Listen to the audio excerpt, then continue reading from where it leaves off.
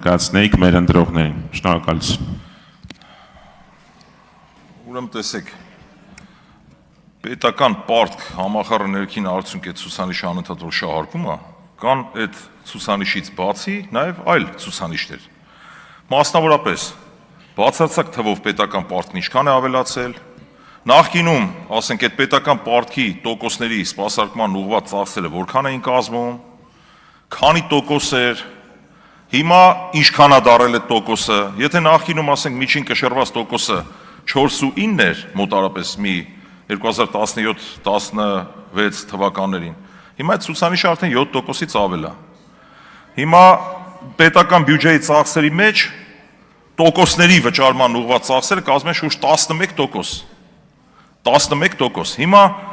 երբ որ մենք խոսում ենք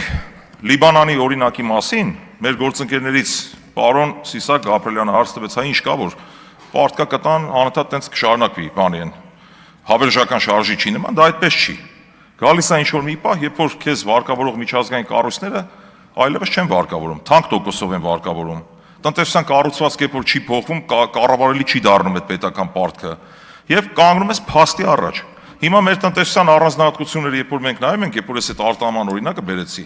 այսինքն տեսեք ինչ է ստացվում։ Լավ, տնտեսության կառուցվածքից խոսեմ։ Մենք ունենք ծառայություններ եւ առևտուր։ Մոտարապես տնտեսության կեսը առևտրին ու ծառայություններին է բաժին հասնում։ Այսինքն արդյունաբերություն չկա գործնականում, օտարերկրյա ներդրումներ չկան,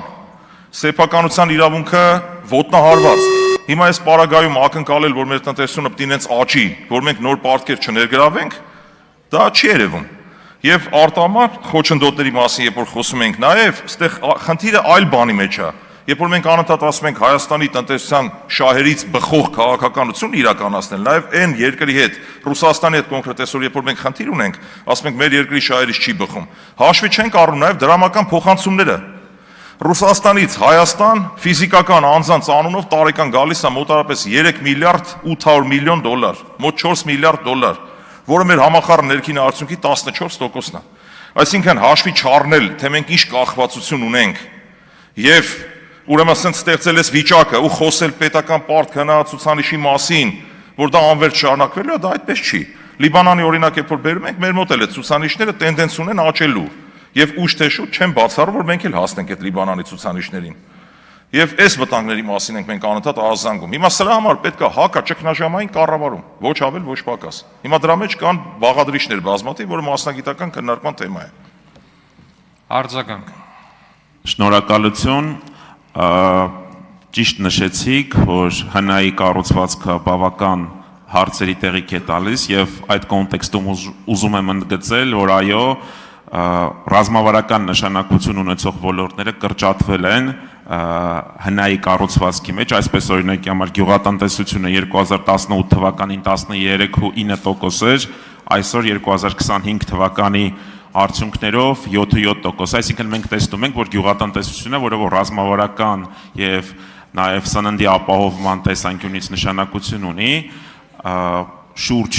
80%-ով կրճատվել է։ Բացի այդ, արդյունաբերության թվերն են մտահոգիչ, եթե 2018-ում ՀՆԱ-ի կառուցվածքի մեջ 11.3% էր, այսօր 10.4% է, եւ ես հուսով եմ, որ ֆինանսավարական եւ բյուջետային հանձնաժողովի նոր մշտական հանձնաժողովի նոր նախագահը հնարավորություն կունենա նաեւ բյուջեի եկամուտների տեսանկյունից եւ նաեւ ՀՆԱ-ի կառուցվածքի տեսանկյունից այդ հարցերը բարձրացնել եւ ուժեղացնել խորհրդարանական վերահսկողությունը այդ ուղղություններով։ Շնորհակալություն։ Շնորհակալություն, պարոն Աբրահամյան, ձեր փորձը եւ գիտելիքները նույնպես օգտակար կլինեն ֆինանսավարական եւ բյուջետային մշտական հանձնաժողովի եւ հանձնաժողովի նախագահային, մեզ ընդհանրապես, ել չեմ խոսում պարոն Կարապետյանի մասնագիտական գիտելիքների մասին եւ ընդհանրապես մեր թիմում հերթով ներողություն եմ խնդրում անունները չթվարկելու, մեր թիմը շատ հզոր թիմ է եւ Տիկին Մանուկյան վստահ եղեք, դուք որևէ խոչընդոտի չեք հանդիպելու, մեր ժողովուրդը միայն շահելու է ձեր գործունեությունից։